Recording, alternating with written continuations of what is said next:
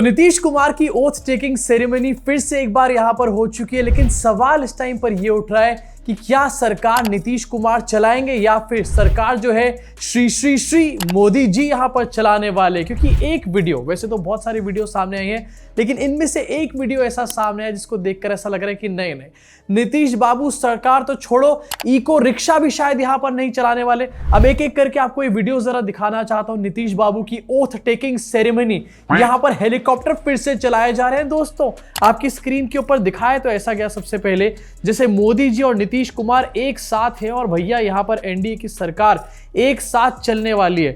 लेकिन उसके साथ ही एक और फोटो सामने आई जहां पर नीतीश कुमार मोदी जी के हाथ जोड़ते हुए नजर आ रहे हैं। अब ये एक छोटी सी ग्लिम्स थी, यहां पर पूरी कहानी डिकोड नहीं हो रही। पूरी कहानी आगे वाली वीडियो क्लिपिंग में आपको पूरी तरीके से समझ में आ जाएगी, लेकिन उससे पहले आपको दिखाना चाहता हूं मोदी जी जो यहां पर पहुंचे शपथ समारोह में। मोदी जी ने यहां पर भी अपना हेलीकॉप्टर चलाने का काम किया है। यहीं से उड़ जाऊंगा, यहीं से गुजरात पहुंच जाऊंगा हेलीकॉप्टर चला के। और ये सिग्नेचर स्टाइल बिहार के लोग माननीय प्रधानमंत्री जी के साथ गमछा लहराकर, ये बिहारी पना का एक अपना अंदाज, अपना आगाज, और माननीय प्रधानमंत्री जी ने इसे एक नया मुकाम दिया है। मोदी जी बिहारी स्टाइल में गमछा ऐसे उड़ा रहे हैं। कौन सा बिहारी स्टाइल में ऐसे गमछा उड़ाया जाता है? एंड अभी मोदी जी यहां पर गमछा उड़ा रहे हैं, कुछ ही महीनों बाद यहां पर वेस्ट बंगाल में इलेक्शन है, वहां पर क्या चीज उड़ाने का काम करेंगे मोदी जी। इनफैक्ट इस गमछा घुमाओ को सिग्नेचर स्टाइल यहां पर बताया जा रहा है। इसके साथ गोदी मीडिया भी लगा पड़ा है, मोदी बने ठेठ बिहारी इसलिए सब पर भारी। मोदी जी ने ये गमछा हिलाया है इसलिए मोदी जी इलेक्शन जीते हैं। ज्ञानेश कुमार वोट चोरी, वो कुछ नहीं होता, गमछे से सब हो जाता है। मतलब एक गाना बना था, मोदी है तो मुमकिन है, अब बनना चाहिए गमछा है तो मुमकिन है। इसी के साथ आपको दिखाना चाहता हूं मोदी जी जिस टाइम पर स्टेज पर पहुंचे, मोदी जी हाथ जोड़कर तो यहां पर आए, लेकिन नीतीश कुमार से एक सेकंड के लिए भी नहीं मिले। And this is the first sign जिससे यहां पर पता चलता है कि नीतीश कुमार ने ओथ तो ले ली है, लेकिन सरकार तो श्री श्री श्री ही चलाने वाले हैं यहां पे।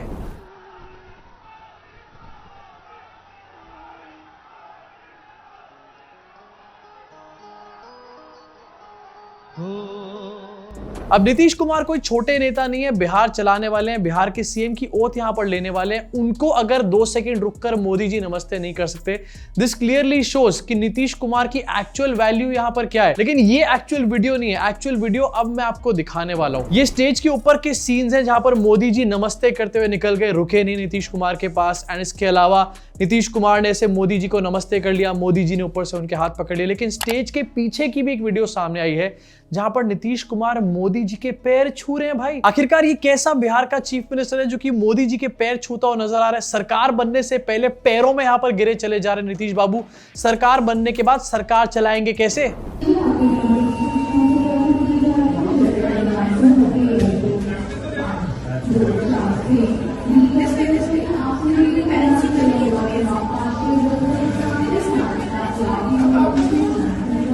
नरेंद्र मोदी की एज है 75 ईयर्स, जिसपे मोदी जी ने कहा था कि अब नेता रिटायर हो जाएंगे 75 ईयर, और खुद ही रिटायर नहीं हुए।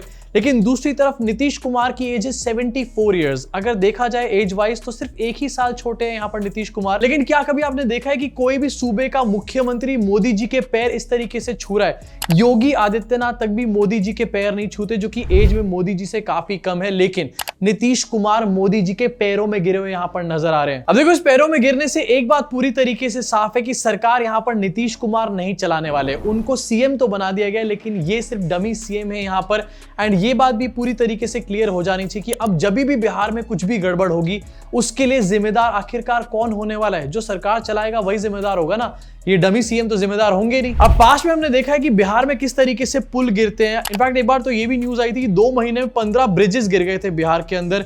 एंड अब अगर बिहार में ऐसा कुछ सिनेरियो देखने को मिलता है तो इसका रिस्पॉन्सिबल कौन होने वाला है, ये आपको और मुझे अब अच्छे तरीके से पता चल चुका है। आने वाले टाइम में मिसमैनेजमेंट या फिर कोलैप्स किसी भी लेवल पर हो और गोदी मीडिया और आईटी सेल कितना भी इसके ऊपर पर्दा डाले एंड मोदी जी को बचाने की कोशिश करे, तुम मोदी जी से ही सवाल पूछना। इनफैक्ट गोदी मीडिया जो कि मोदी जी से कभी भी सवाल नहीं पूछना चाहता, एटलीस्ट अब ये वीडियो देखने के बाद या तो उनको इसके ऊपर डिस्कशन करना चाहिए कि क्यों बिहार के सीएम पीएम के पैर इस तरीके से छू रहे, या फिर उनको सब चीजों के सवाल मोदी जी से आने वाले टाइम में पूछने चाहिए। वैसे एक सवाल मैं भी यहां पर पूछना चाहता हूं कि जब हमारे हमारे देश के प्रधानमंत्री यहाँ पर एक स्टेट संभालने वाले हैं और ऐसे बीजेपी के और बहुत सारे स्टेट्स हैं, जैसे कि मध्य प्रदेश जहां पर मोहन यादव सीएम है, एंड इनफैक्ट राजस्थान जहां के सीएम का लोगों को नाम ही आज तक याद नहीं हुआ है, वो भी स्टेट्स मोदी जी ही चलाते हैं इनडायरेक्टली। अब अगर पीएम हमारे देश का अलग अलग स्टेट्स को रन करने का काम कर रहा है तो आखिरकार देश को कौन रन कर रहा है यहाँ पर? अब देखो, सरकार मोदी जी चलाने वाले हैं, हो सकता है अमित शाह भी यहाँ पर चलाएं, एंड जो वादे कम से कम इन्होंने करे वो एक बार आपको जरा रिकॉल कराना चाहता हूं। अमित शाह, इन्होंने ये वादा किया था, वैसे तो इस वादे में चेंज कर दिया इलेक्शन के बीच में।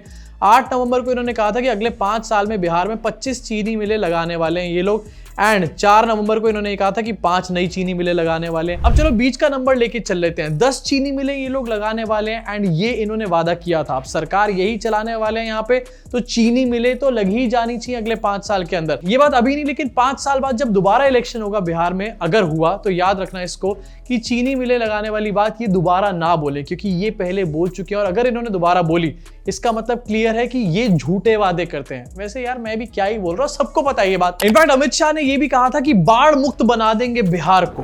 मुझे बताओ भाई, बाढ़ मुक्त बिहार के लिए बिहार को बाढ़ मुक्त करने का डिपार्टमेंट चाहिए या अपहरण करने का डिपार्टमेंट चाहिए? बताओ भाइयों बहनों, हमने तय किया है कि बिहार के अंदर छोटे छोटे उद्योग और बड़े उद्योग लगाने के लिए संकलन करने का काम करेंगे।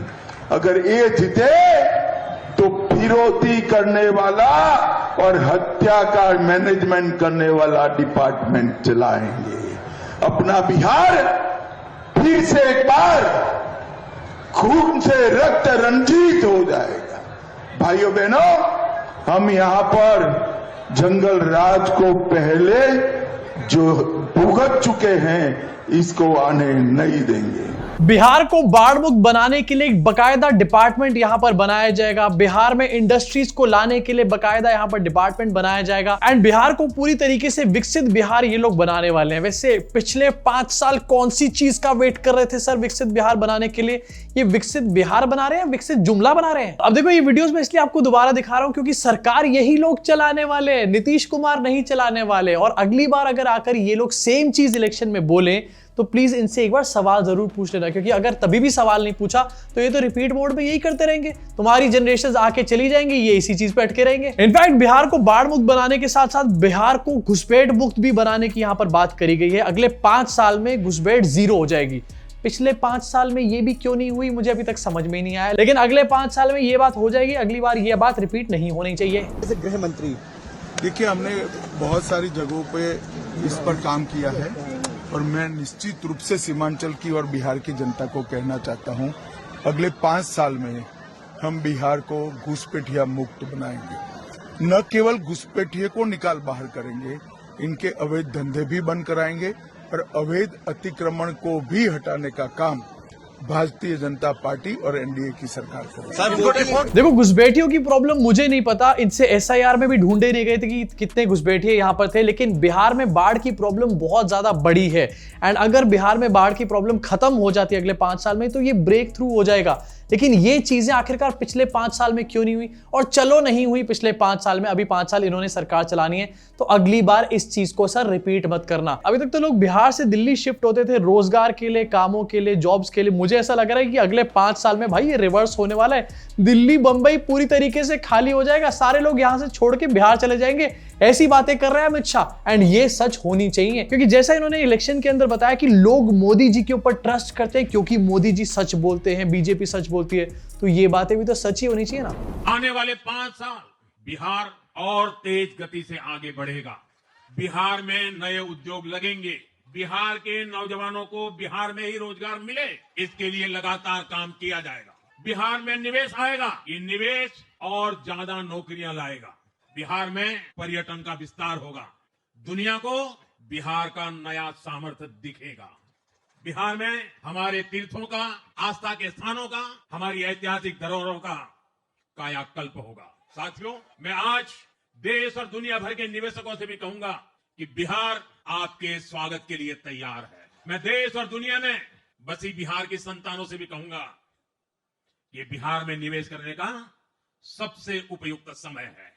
साथियों, आज मैं बिहार की एक एक मां, एक एक युवा, एक एक किसान, एक एक गरीब परिवार को कहना चाहता हूं, आपका भरोसा ये मेरा प्रण है। विकसित बिहार बनेगा, यहाँ पर मैसिव लेवल की इन्वेस्टमेंट आएगी, यहाँ पर जॉब्स आएंगी, यहाँ पर टूरिज्म बहुत बढ़िया कर दिया जाएगा, यहाँ की जो धरोहर है इनका कायाकल्प कर दिया जाएगा। ये सारे वादे अच्छे तरीके से याद कर लो, क्योंकि यही आदमी बिहार को अगले 5 साल भी चलाने वाला है। एंड अगर इसके बाद ये सब चीजें नहीं होती तो इनके पास और कोई बहाना नहीं होना चाहिए। इनफैक्ट यहाँ पर भरोसे की बात करी जा रही है, लेकिन क्या ये भरोसा रखा जाएगा या फिर तोड़ दिया जाएगा? वैसे सरकार बनते के साथ मोदी जी ने अपना एक प्रॉमिस तो तोड़ दिया। मोदी जी परिवारवाद के बारे में बहुत बातें करते हैं एंड कहते हैं कि परिवारवाद बहुत खराब चीज है, देश को खा रही है, फलाना ढिमकाना। लेकिन यहाँ पर जो ओथ टेकिंग सेरेमनी हुई उसमें उपेंद्र कुशवाहा के बेटे, जो कि एनडीए में ही चुनाव लड़ रहे थे, इनको मंत्री पद की शपथ दिलाई गई, जबकि ना ये कोई एमएलए है ना ये कोई एमएलसी है, बस इनको शपथ दिला दी गई है।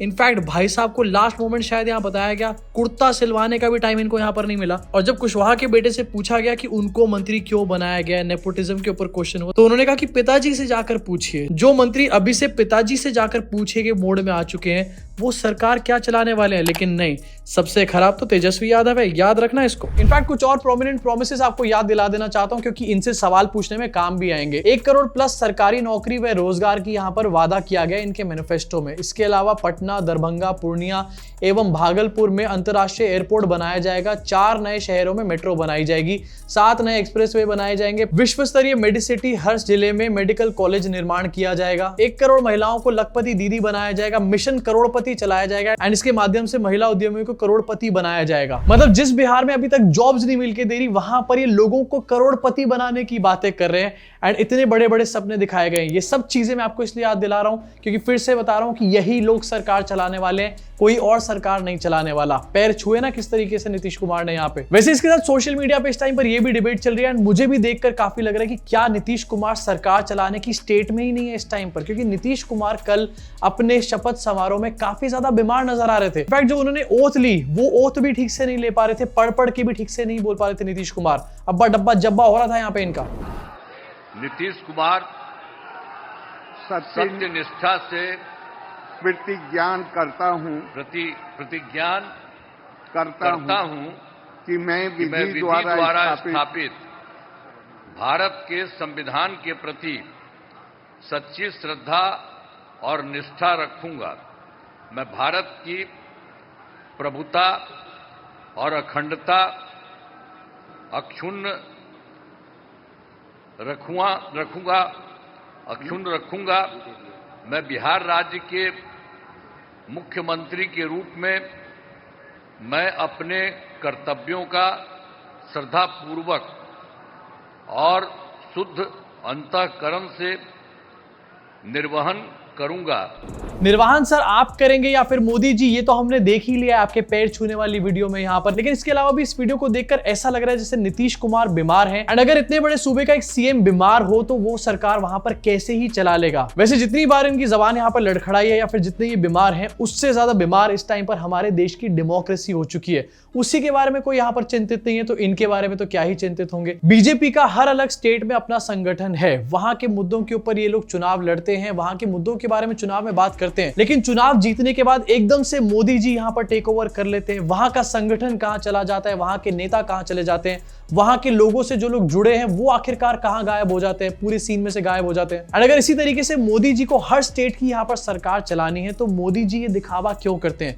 क्यों बीजेपी ये दिखावा करती है कि हम तो बहुत लोकतांत्रिक पार्टी है, यहाँ पर बहुत अच्छा डेमोक्रेटिक हमारा स्ट्रक्चर है? एक्चुअली में ये लोकतांत्रिक नहीं, सबसे बड़ी इनसिक्योर पार्टी एंड सबसे बड़े इनसिक्योर नेता है। इनको पता है कि अगर हमारे हाथ से कोई भी चीज निकली तो डिसीजन हो सकता है हमारे तरीके से ना यहां पर लिए जाए, अडानी अंबानी के पक्ष में ना काम किया जाए या फिर कोई ऐसा काम निकलकर सामने आ जाए जिससे हमारी सारी पोलें खुलनी शुरू हो जाएं। इसलिए ये सारा कंट्रोल यहां पर अपने हाथ में रखना चाहते हैं। बट सवाल यहां पर फिर से पूछना चाहूंगा कि अगर ऐसे स्टेट्स बिहार, मध्य प्रदेश, राजस्थान या फिर और भी बहुत सारे स्टेट्स बीजेपी जीतने के बाद मोदी जी यहां पर सरकार चला रहे हैं तो आखिरकार देश को इस टाइम पर कौन चला रहा है? अगर आपको यहां पर जवाब पता हो तो नीचे कमेंट सेक्शन में कमेंट करके जरूर बताना। अभी के लिए इस वीडियो में सिर्फ इतना ही। आप सबसे मुलाकात होगी इस चैनल के अगले वीडियो में।